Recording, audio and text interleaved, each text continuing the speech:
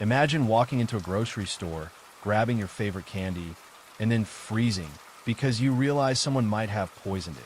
That actually happened, and it all started with the kidnapping of the president of a candy company. March 18th, 1984. Katsuhisa Izaki was at his home in Nishinomiya, Japan. He was the president of Glico, one of the country's biggest candy companies, but at that moment, he wasn't thinking about business. He was just a husband and a father at home with his family. The doorbell rang after dinner. Nothing unusual. Izaki assumed it was someone from the company or perhaps a neighbor. The moment the front door opened, two masked men exploded into the hallway. One pointed a handgun at his wife, while the other grabbed Izaki before he could even speak. They weren't there to talk. They weren't there to negotiate.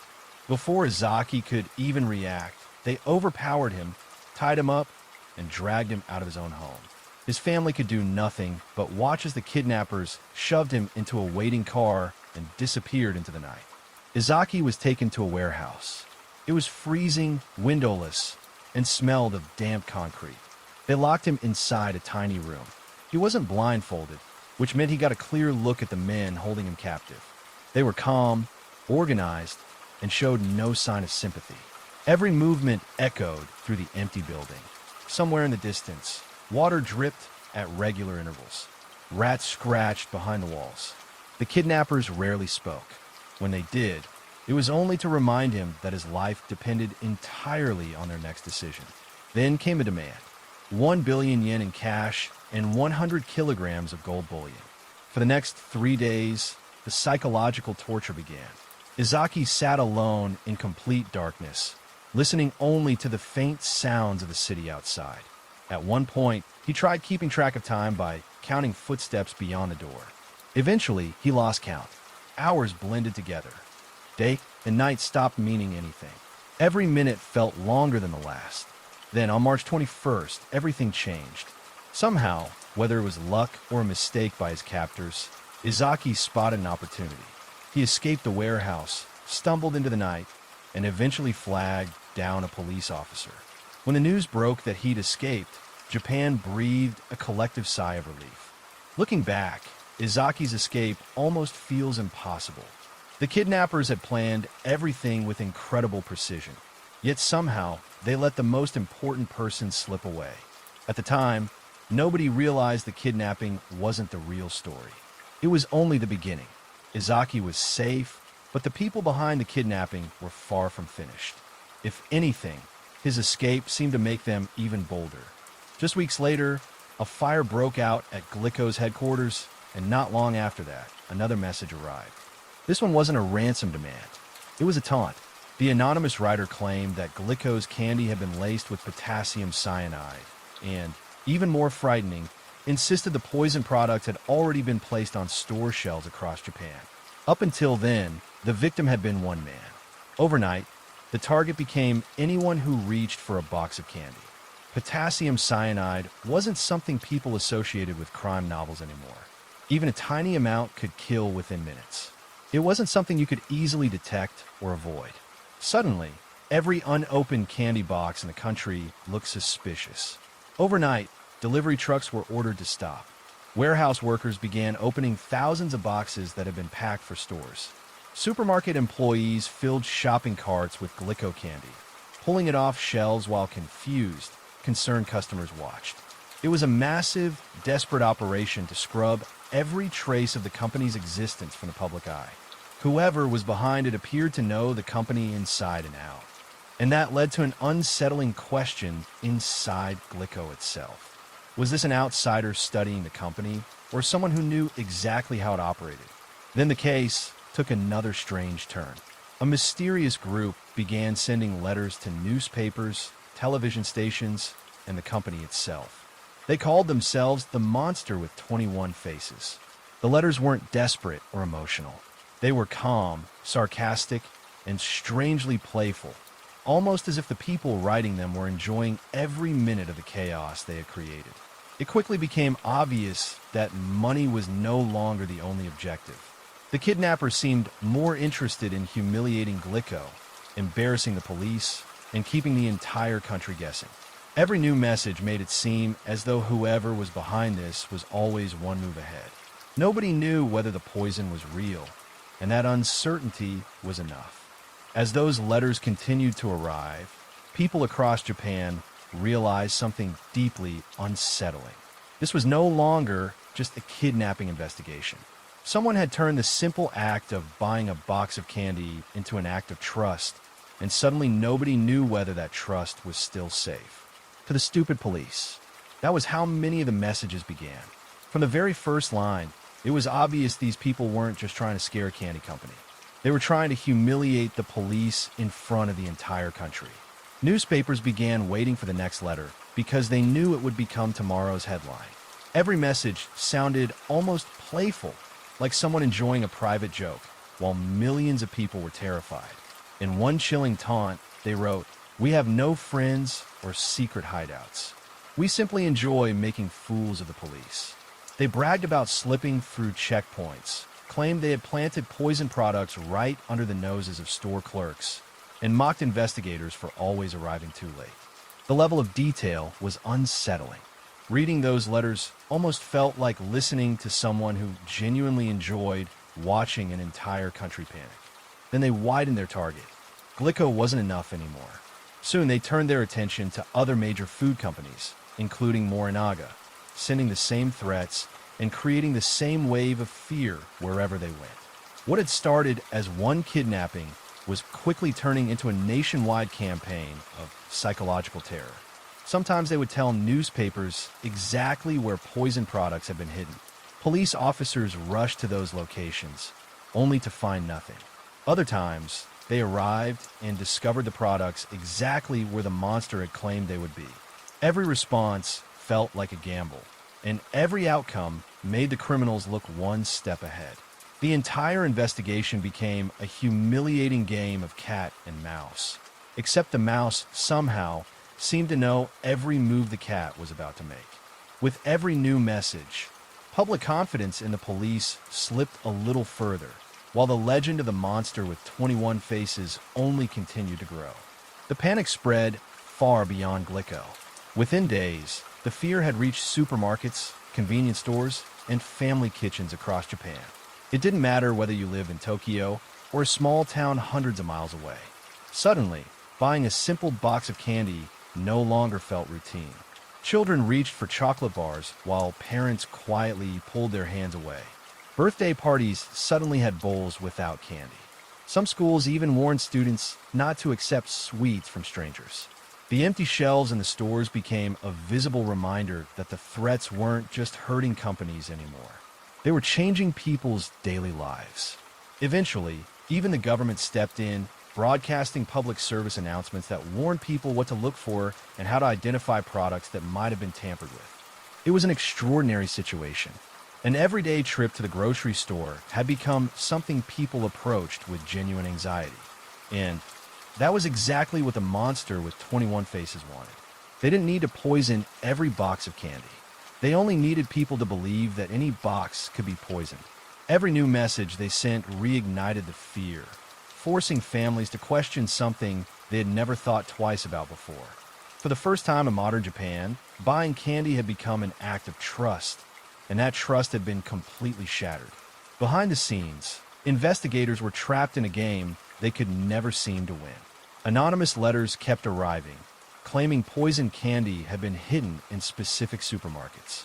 Every time a new message appeared, police cars raced across the prefectures while store employees rushed to clear entire aisles. Sometimes officers arrived and found exactly what the letter described. Candy packages marked with warning labels claiming they contained poison. Other times, after hours of searching, they found absolutely nothing. No matter what happened, the monster always came out ahead. If police found the products, the public saw proof that the threats were real. If they found nothing, the criminals mocked investigators for wasting their time. Newspapers eagerly printed each new letter, often before police had any answers, allowing millions of people to follow the investigation almost in real time. It began to feel as though the monster wasn't reacting to the police at all. Somehow, they always seemed to know exactly how the police would respond. By this point, The investigation had become one of the largest criminal hunts Japan had ever seen. At its peak, more than 3,000 police officers were assigned to the case. Detectives spread out across the country, watching supermarkets, warehouses, train stations, and factories. Some detectives spent entire nights inside cramped surveillance vans parked outside supermarkets, surviving on nothing but canned coffee and instant noodles. The lack of sleep was brutal. Every customer entering the store became a possible suspect. Every man carrying a shopping bag deserved another look. Every anonymous letter was examined. Every phone call was traced.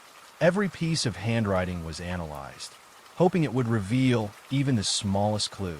Investigators also spent countless hours studying grainy security footage from stores where the monster claimed to have planted poison products. Imagine being the detective in that room. You know the answer might be hiding somewhere in those few blurry seconds. If only you could spot what everyone else had missed. But every promising lead seemed to fall apart. Whenever the police thought they were getting closer, the monster somehow stayed one step ahead. They made taunting phone calls from public payphones, hanging up before officers could trace the line. They sent fresh messages to newspapers, openly mocking investigators and laughing at every failed attempt to catch them. It began to feel as though the police weren't chasing a person at all. They were chasing someone who already knew their every move. Then came the moment that would haunt the investigation for years. During one of the surveillance operations, an undercover police officer noticed a man lingering near a Glico display. Witnesses described him as thin, around 40, with sharp fox-like eyes hidden behind glasses. Police artists produced a sketch that became one of the most recognizable faces in modern Japanese criminal history. To this day, nobody knows who he was. The officer decided to follow him. For several minutes, he stayed close behind as the man moved through the streets. Every step raised the same question. Could this finally be the monster with 21 faces? The man eventually noticed he was being watched. Instead of panicking, he calmly changed direction and disappeared into the crowd before officers could stop him. By the time additional police arrived, he was gone. That brief encounter became one of the most frustrating moments of the entire investigation. Detectives believed the mysterious man might have been connected to the case, but they could never identify him. Whether he was truly part of the monster with 21 faces or just an innocent bystander who happened to attract suspicion remains unknown. But after he vanished, investigators were left with exactly what they had before. Another face, another lead, and another dead end. Then, something unexpected happened. The letters stopped arriving. The phone calls stopped. The threats disappeared. After months of taunting police, terrifying shoppers, and dominating newspaper headlines across Japan, the monster with 21 faces simply vanished without warning. There was no final message, no declaration of victory, and no explanation. One day they were everywhere, and the next they were gone. At first, nobody believed it was really over. Detectives expected another letter to arrive at any moment, and every anonymous envelope or suspicious phone call was treated as though the nightmare had returned. The newspapers kept waiting. Editors expected another envelope every week. Eventually, the mail arrived without threats, and somehow that felt even stranger. Days turned into weeks, weeks turned into months, and yet nothing happened. The silence became almost as unsettling as the campaign itself, because no one knew whether the group had abandoned their game or was simply waiting for the perfect moment to begin again. Slowly, the country began returning to normal. Candy found its way back on the supermarket shelves. Parents stopped inspecting every package before buying it, and the panic that had gripped Japan gradually faded into memory. But inside police headquarters, nothing felt normal. Investigators continued following every lead they could find, only to watch each promising clue collapse into another dead end. They had spent months chasing people who always seemed to know exactly what the police were doing, and now they were left with nothing except thousands of pages of reports, boxes of evidence, and the unsettling realization that the people responsible had disappeared as completely as they had appeared. The investigation remained open, but with every passing month, it became harder to escape one uncomfortable truth. The monster with 21 faces had simply walked away, leaving behind one of the biggest unsolved mysteries Japan had ever seen. Eventually, the investigation slowed to a crawl. Detectives kept rearranging photographs, convinced one missing connection would finally explain everything. Entire conference rooms became walls of maps, surveillance photographs, anonymous letters, and pieces of evidence connected by strings stretching from one side of the room to the other. Sometimes an entire week of work ended with one detective quietly taking every photograph off the wall and pinning them back up in a different order, hoping that this time the pieces would finally fit together. They never did. Years passed, and the case only grew colder. Then came the moment investigators had dreaded from the very beginning. The legal window for prosecuting the kidnapping, the poisonings, and the extortion finally closed. The statute of limitations expired, and the investigation was officially brought to an end, not because anyone had solved it, but because the law had simply run out of time. The monster with 21 faces disappeared without ever being identified. They had mocked an entire nation, shattered public confidence in the police, and transformed something as ordinary as buying a box of candy into an act that millions suddenly feared. Even today, investigators still disagree about what they were really trying to accomplish. Was it money? Revenge? A desire to humiliate powerful corporations and embarrass the authorities? Or was the entire country simply part of someone's twisted game? Today, if you visit a Japanese convenience store, you'll find shelves full of Glico products once again. Children buy them without hesitation. Most have never heard of the monster with 21 faces. But somewhere in Japan, if they're still alive, the people responsible know exactly how close they came to bringing an entire nation to its knees, and they were never caught. At the intersection of Church and Wellesley sits Toronto's gay village. For decades, it was more than just a neighborhood. It was a sanctuary for people who finally felt like they belonged. It was loud, vibrant, and tightly connected. You'd walk down the street and see the same faces at the bars, the same regulars in the cafes. Everyone knew everyone. Bartenders remembered your usual drink. Cafe owners greeted regulars by name. If someone disappeared for more than a few days, people noticed almost immediately. It was the kind of place where, if you weren't there on a Friday night, your friends noticed. And that's why, when men started vanishing, it didn't just go under the radar. It was like a record suddenly skipping. A place that was always full of familiar faces now had empty spaces no one could explain. It started back in 2010. You'd see these flyers stapled to telephone poles, a photo of a guy, a name, a date he was last seen, and a phone number to call with tips. The first name was Skandaraj Navratnam. He was a 40-year-old immigrant, a guy who had come to Canada looking for a fresh start, looking for safety. Friends knew almost immediately something wasn't right. He didn't just wander off. He had built a life here. Then Abdulbasir Faizi vanished. Then Majid Kahan. These weren't guys who just packed a bag and decided to leave the city. They had jobs, they had social calendars, and they had families who were blowing up their phones and hitting voicemail every single time. It was terrifyingly clean. No struggle, no witnesses, just empty space. The community started to panic, and they did the logical thing. They took their fears to the police. They went to the precinct and said, "Look at the pattern. These men go to the village, and then they vanish." But the response from the precinct was consistently, infuriatingly patronizing. It was always the same line: "He's an adult. People move on. He probably just wanted a fresh start." The police didn't open a serial killer investigation because, to be brutally honest, they didn't think the victims were worth the effort. These men were described as high-risk lifestyle men. Code for men they didn't feel like putting resources into. They ignored the alarm bells, burying the community's terror under bureaucratic indifference and prejudice. They didn't see the patterns because they didn't want to see them. They were dismissive. They were arrogant. The village was slowly losing people, and although no one yet understood how the disappearances were connected, many in the community felt their warnings were being ignored.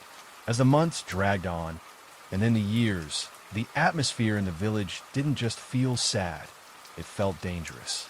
It was like walking into a room and feeling the temperature drop, but you couldn't find the source of the draft. More men kept vanishing. Sarush Mahmoodi, Dean Lisoic. The list just kept growing. Every new disappearance made the previous one feel less like an isolated incident. The missing person posters stayed on telephone poles for months because no one ever came back to take them down. Friends stopped walking home alone after closing time. Some people started texting each other whenever they got home safely, something they had never felt the need to do before. Others quietly stopped meeting strangers altogether. Nobody wanted to admit they believed a serial killer could be operating in the middle of Toronto, but more and more people were beginning to wonder if that was exactly what was happening. And with every new flyer, the panic in the community deepened. It was a suffocating kind of fear. You'd walk to the subway, and you'd find yourself checking your shoulder. You'd pass a guy on the street, and you'd wonder if he was the reason for the empty chair at the local bar. The people living there grew frantic. They organized their own searches. They walked the streets at night, knocked on doors, pleaded with anyone who might have seen something. But the police were still pushing that narrative that these men had just walked away from their lives. To the people living there, it felt as though nobody was listening. You're told not to worry. You're told it's all in your head, while the empty spaces in the local bars grew larger and larger. Rumors started to swirl in the coffee shops and the clubs. People were whispering about a predator, a serial killer, someone who was hunting in the shadows of the very streets they called home. But the police remained officially unconvinced, and the nothing to see here stance continued. In 2012, the police actually launched Project Houston to look into the disappearances, but they folded the whole thing up in 2014, claiming there was no evidence of foul play. The investigation quietly came to an end, and whoever was responsible remained free. While the community was tearing itself apart with fear and begging for answers, the person responsible was still out there, moving through the bars, the apps, and the crowded streets, choosing his next victim without attracting attention. By 2015, people in the village had stopped waiting for the police to protect them. Volunteers organized safety walks. Friends refused to let each other leave bars alone. Community groups printed hundreds of missing person posters and taped them to bus stops, storefront windows, and telephone poles.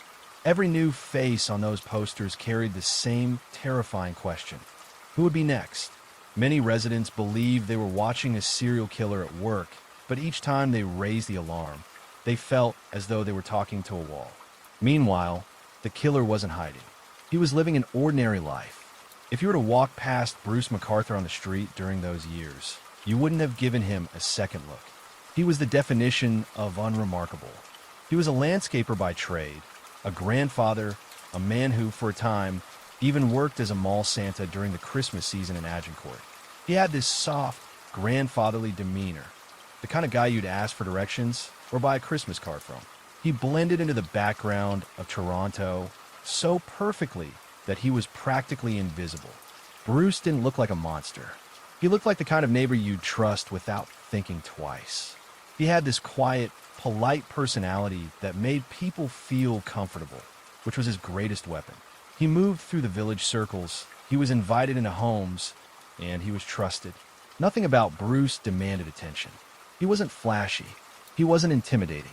He knew how to blend into conversations without becoming the center of them. Looking back, several people remembered meeting him. Almost nobody remembered anything remarkable about him. That ordinary appearance became one of the biggest reasons he remained invisible for so long.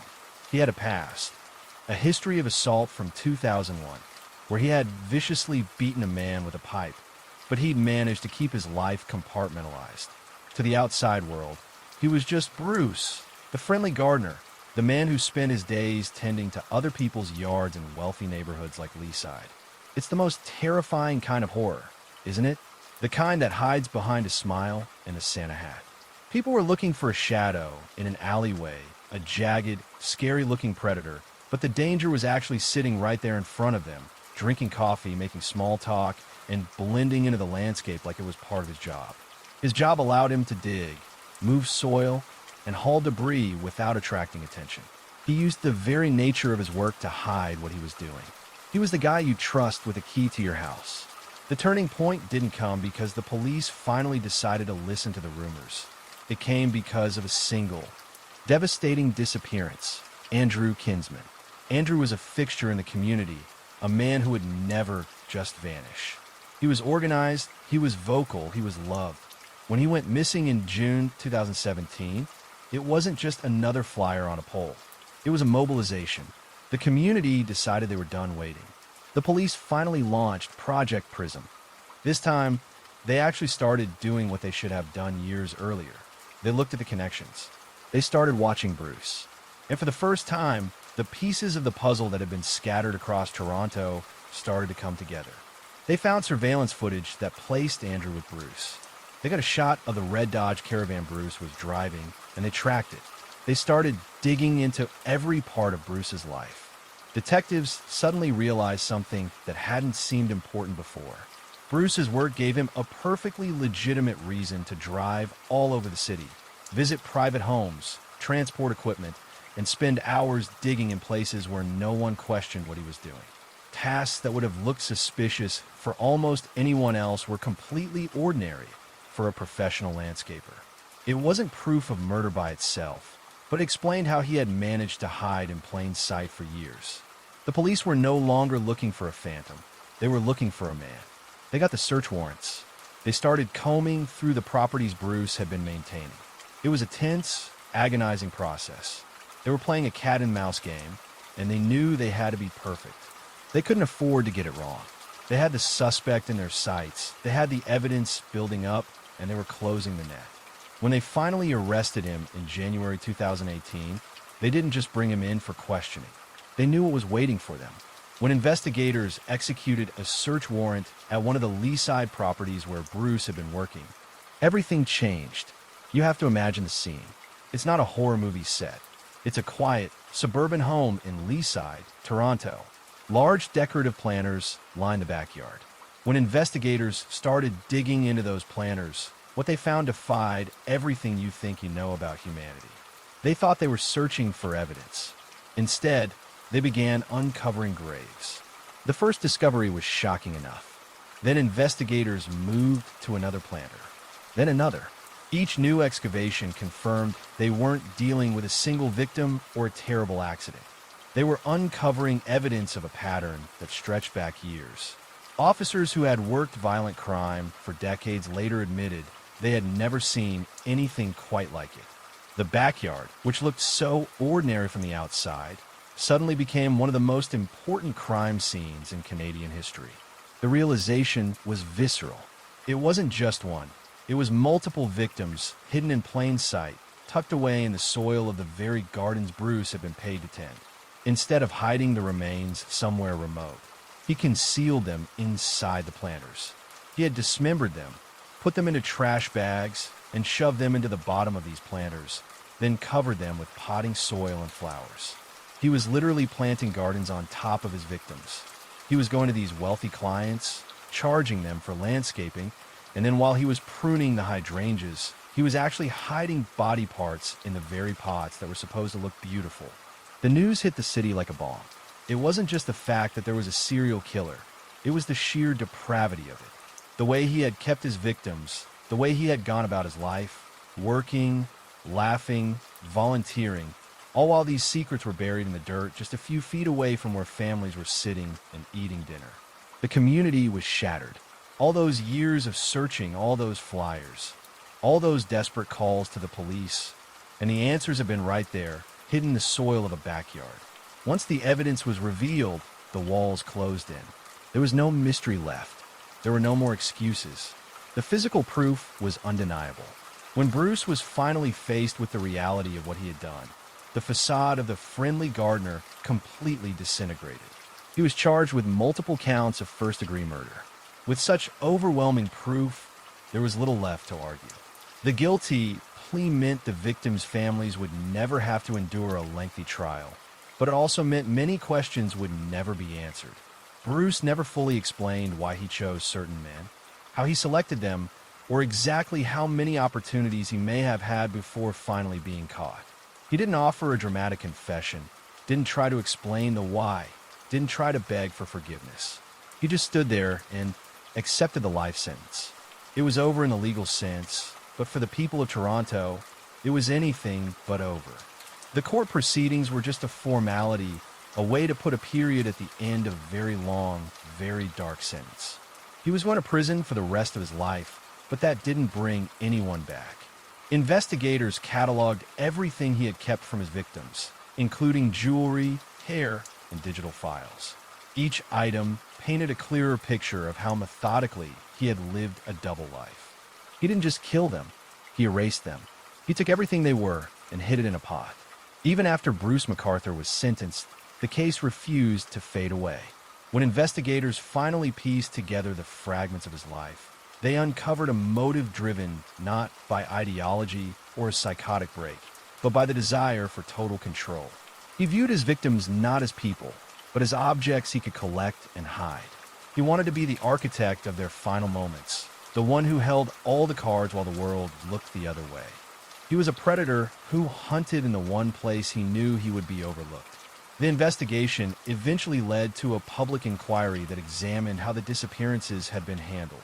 Families, community members, and advocacy groups described years of frustration, arguing that warnings had been dismissed because many of the missing men belonged to marginalized communities.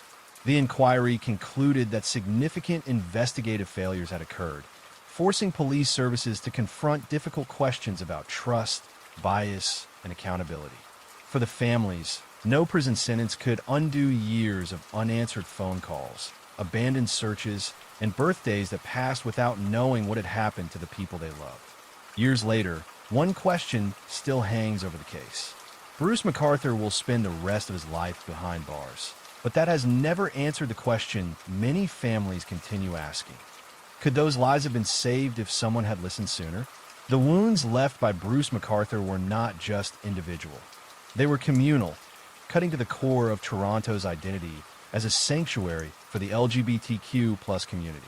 In the years that followed the conviction, the village began a slow, deliberate process of reclaiming its narrative. The focus shifted from the horror of the crimes to the humanity of the victims. Men who were sons, partners, friends, and vital members of the community, not just high-risk statistics. Memorials were established, and the conversation around police-community relations underwent a seismic, albeit painful, transformation. The public inquiry served as a catalyst for genuine reform, forcing the Toronto Police Service to acknowledge the systemic biases that had allowed a predator to operate for nearly a decade. It became a lesson in the necessity of listening to marginalized voices when they raise an alarm, and a painful reminder of what happens when those voices are ignored. Today, while the memory of those lost men remains etched in the neighborhood's history, there is a renewed commitment to vigilance, support, and inclusivity. The village is no longer just a place where people disappear into the shadows. It is a place where the shadows have been brought into the light, where the community holds each other closer, and where the memory of those lost serves as an enduring call for empathy, accountability, and the protection of the vulnerable. The story of Bruce McArthur is a tragedy that Toronto will never forget, but it is also a testament to the resilience of a community that refused to be defined by the actions of a single man.